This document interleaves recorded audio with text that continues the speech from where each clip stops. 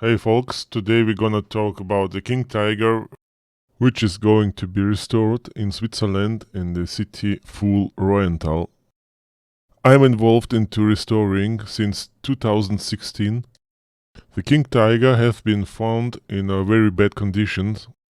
He's been standing in the backyard of some barracks. Since many years, you can see the bad condition the tank has been found. It was rusting very strong inside and outside. At the moment the tank is being restored by the museum workers and volunteers and myself. They need of course a lot of money for this, and this video has been made basically in German language, then I translated it to Russian, and now I translate it to English language. Greetings, I'm Vasily and we are here in Switzerland, in the Swiss Military Museum, in front of the King Tiger, together with Bernd, the museum employee. Bernd, please tell us, what are you doing in this museum? Hello, I'm Bernd and I'm a member of the King Tiger team since 2012. In the spring 2012 I saw the King Tiger at the first time and I was very excited about it. This King Tiger most likely was built at the autumn 1944. That means that it's a later built version and it came to the war only at the last stage. If you go around you will not see any heat traces, and we have no information about some combat use. What was the initiation of the restoring process? After the war it was a chaos here. No one knows how the tank came to the place he's been found. Everywhere were many refugees. In the 1950s the King Tiger appears the first time in the books in Thun. He was standing under the open air and was rusting. 2006 the tiger came to our museum. At the end of the year 2007 the restoring work on the King Tiger began. Which documentation do you have for the restoring works? Did you got something from the manufacturer? No, we've got nothing from the manufacturer. The Wegmann company, which manufactured the turrets, is still existing. I have tried to contact them, but they did not react, as like the Henschel. There is a lot of stuff in the internet, a lot of instructions, but these are all copies of the copies and in very bad quality. We rely on the original parts and copy them if it's possible. Some of the parts were sent to us by friendly museums. We copy the parts and send them back. The Bovington Tank Museum has 2 King Tigers standing. In Saumur in France they have one, and one is in the German Tank Museum in Münster. Please tell us, how is the status of this restoring at the moment? At the moment has the hull the original paint. The restoring works were until 2012 a kind of stuck, because the drive axles were melted together with the hull. So nothing happened from the 2009, and in the middle of 2012 we found a machine to push the axles out. Since then the restoring works never stopped. The hull has been sandblasted and painted, so the progress is advancing step by step. Have you took the turret apart? Is there something inside? Yes, since about a year we are working on the turret and it's gonna be sandblasted and painted like the hull. We have nearly all parts for the hull, but in the turret we are missing many parts. For example, completely electrical parts, and several small electrical distribution boxes are missing. Also a big problem is a so-called slip ring unit. The turret is turning by the engine and 2 gearboxes. Above this turret drive lays the slip ring unit. It is responsible for the turret turning. The sliding contacts are providing a power supply. This is needed for electrical functions in the turret, for example as lighting. This slip ring unit lays in my car since several months. I'm driving around and I am scared to start with this thing. It's completely decayed. Well, good luck to Bernd. Let's take a walk around the tank now. This tank has been built in 1944 in September. It came to the 506th Heavy Tank Battalion. We know the combat history of this battalion, but we don't know exactly if this tank was in combat. There was an order to blow up the tanks if they should be leaved, to make it impossible for the enemy to use the tanks. Explosive charges has been installed in the tanks. But a lot of tanks has not been blown up. They just have been made unusable. For this reason, they released the oil of the gun recoil absorbers and made a shot. The recoil without absorbers damaged the tank and made it unusable. We think that the gun from our King Tiger was blown up. It would be enough to close the muzzle of the gun with clay and then to shot. The pressure will tear apart the barrel. Well, that's the serial turret. Since about a year, we are trying to make it empty to dismantle all the ingredients. We are trying to make it ready for sandblasting. Let's go inside.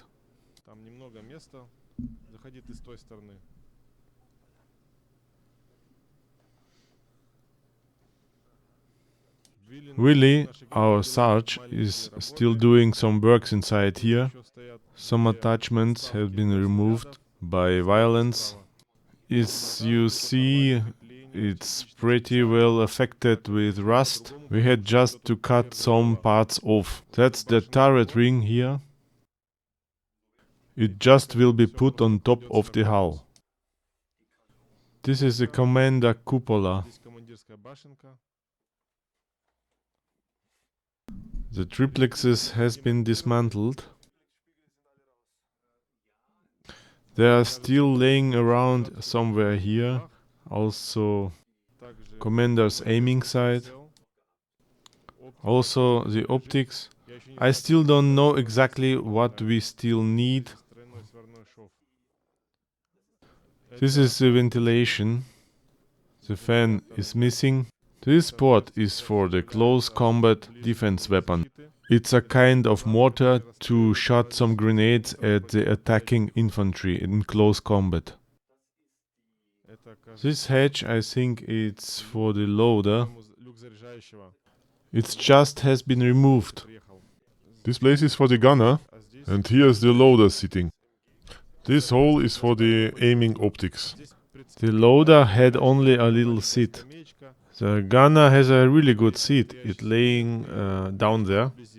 Here's the place for recoil absorber and for gun backing hydraulic mechanism. How are you going to make this old paint and all the rust away?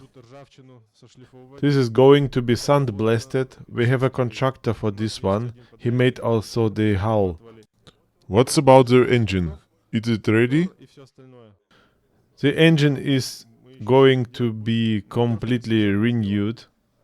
Well, what does it mean, completely renewed? I mean that they use only the black and all the inner parts will be made anew because they were completely destroyed and rusted. Willie just screwed it on. Here is the space for the breathing tubes. In this King Tiger they wanted to install the protection unit against the poison gas. It has a great filter with activated carbon in it. In the tank will be overpressure generated, so no gift gas can come inside the tank. What's that? A fixation for this hatch? This hatch is for releasing of spent cartridges. You can fix it with this device, so nobody can drop a grenade inside the tank through this hatch. And here you had two racks for the ammunition. Here were some metal sheet plates for storage of personal things of the tankers. For example, headphones or tools or some instruments. We are missing the fan here. Maybe we can produce one if we can get it from Bovington. This is a fixation for the machine gun carriage. It's gonna be pulled up through the commander's hatch out. And where do you want to get all these parts? These parts are in good condition. We have all of them. There are some here, somewhere here in our store. If I look at these levers, they are very strongly rust. I cannot imagine to save them by sandblasting. Oh no, that's not a big problem. I have a contact to a company. They have a modern workshop and already sandblasted a lot of parts for us. Here are some safety clips on the nuts. They are very bad looking, but the welding is still looking nice. For these parts I did not detailed analysis, but as it seems it will not be a big problem. Here we have the problem that to do the sandblasting here inside we have to dismantle the complete gun, and I still don't know how to do it. The gun mantle seems to have very rusty guide rails, and the gun carriage is also very rusty, and it's tightened with such big screws as you see. Here are also a lot of parts, as you see in which condition they are now, and this seems like a jack. Yes, but it's not from a King Tiger. 55 tons carriage capacity. As I see, this exhaust pipe has been made new. Yes. And what's about that? From that thing we had one, and another one has been made new. You can start the engine of the tank by 3 different ways. The first one is with an electrical starter, but it has been used only if the engine was still warm or if the weather was good, because it has no really power, especially at minus 40 degrees. Another possibility is to turn the flywheel by a lever, slowly but surely. Finally, if you remove this screw, you can drive this crankshaft by an external engine.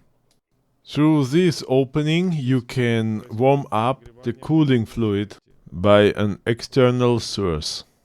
Every tank had 2 steel cables which were on the side of the tank tightened. The thick steel cables were for recovering of the tank.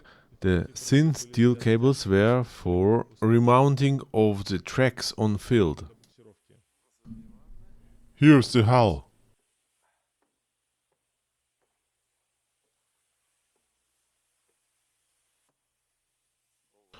This thing is quite huge. Huge thing.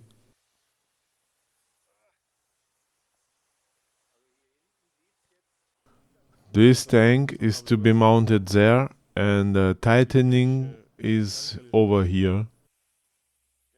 This tank is the central one for the filling of all the other tanks. This thin part over there is also a tank. Yes, there are 7 of them. There, and this one, and there. The tanks are not identical to each to other. They match only the position where they're designed to, because the suspension arms are looking in different directions. I think on this side they're looking in this direction, and on the other side in the other direction. So all the fuel tanks have a different form and are unicums. The fuel system is made like you just need to fill the gas in the main tank and it will be distributed in all the other tanks. In total you have 870 liters of the fuel capacity. What if one tank starts burning Then you better run. and there are the torsion bars? Yes, let's get inside, I'll tell you what. What's this? This is a gasoline valve. It's distributing the gasoline in the 7 different tanks. The driver is sitting over there. Behind the driver sitting place there is a lever which is controlling the 3 different fuel pipes.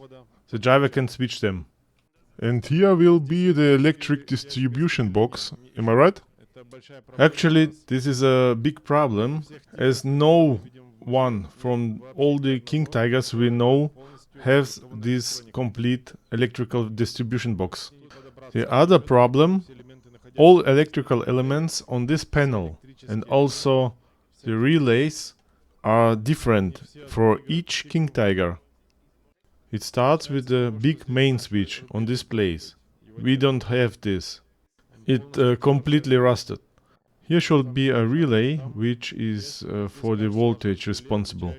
It has 2 12 volts batteries, and at the engine starts it switches the system to a 24 volts voltage system, and then it works like a normal 12 volts system. We are missing the relays for this panel, for the radio station and for other functions, because no other King Tiger has such a panel like this one. Every of the remaining King Tigers is a unicum. You cannot go to Bovington and look how the relay panel looks like, or you can do this, but it will nothing give you because they have completely different concept. This is a duct for the cooling air for the exhaust. On the engine cover you have fans which are blowing the air inside, and on the bottom of the engine compartment you have the duct which is spreading the air. We have copied it from the Bovington King Tiger model. What are these pipes good for? These are greasing pipes, as every roll has 2 bearings and every bearing has a point of greasing. What's also interesting too, the transmission of the early King Tigers has been cooled by air, and you have here this duct, this metal duct, which is filled by the fans on the engine cover. But you see here is the opening is closed welded, because our transmission of our King Tiger is cooled by the oil, by fluid cooling. Here are the pipes for this cooling, and they are going to the fluid cooler. This thing makes our King Tiger also very different from all the other King Tigers remaining. This is what makes our King Tiger to absolute unicum. Here will be the working floor. We are now at the moment in the basement floor sitting. Here will be the fuel filter. Here's a duct for the central wiring harness. It will be laying here, and here up, and here will be 12 of the wires ending. They are supplying all the relays here. This box is a plug which can be unplugged from the engine side. A mating connector will be connected to it. And the wires on the other side are supplying, for example, magnetos, also engine starter and ignition distributor. I don't know another King Tiger having a plug like this one. And it was already in the original? Yes, in the original. At all the other King Tigers, The wiring harnesses are just going through this hole. And which function has this plug? Maybe to unplug all the wires if necessary. Yes, of course. If you work in the engine compartment, you can unplug all the electrical parts at one time. Behind this cover you have the oil filter and the fuel pump. If you have to work on them, you can dismount this cover and do your job. In case of fire, here was a fire extinguisher placed on this tightening. It was filled with hydrogen chloride. Nobody uses it anymore because it is toxic. There were 3 fire sensors which started the fire extinguisher automatically from a temperature of 120 degrees. The fire extinguisher gave extinguishing pulses each 7 seconds long to erase the fire. This is the transmission for the turret turning. Is the drive also inside? No, it's only the gear. You can connect it with turret ring, and drive will be connected here, and it will be driven by this transmission here, hydraulic transmission. Here will be on site some mechanism to drive it on, and this will be driven by our engine. Okay, folks, that's all for the first part of the restoring work on the King Tiger. If you want me to translate the other parts also to English, so write it in the comments, please. And you can support the restoring works, you can support me for making further parts of the restoring works by the links in the video information, or you can spend also some money on the site königstiger.ch, this website this dedicated for the restoring. Thank you for watching and for pushing thumbs up or thumbs down, I don't care. So see you next time, bye bye.